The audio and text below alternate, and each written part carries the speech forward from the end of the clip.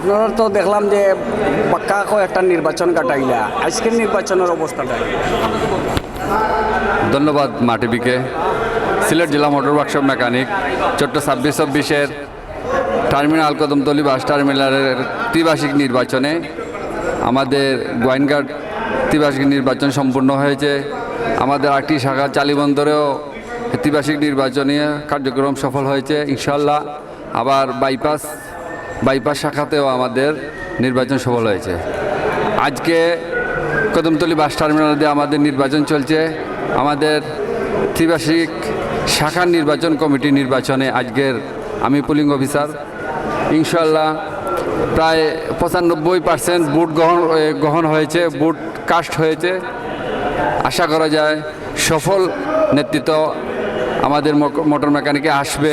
আমরাও চাই আমরা জেলা কমিটিতে যারা আছি আমাদের সাথে সংযুক্ত হয়ে আমাদের মোটর মেকানিককে যেন এগিয়ে নিয়ে যেতে পারে, এই রকমের আমরা প্রত্যাশা করি, নেতৃত্ব চাই আমরা।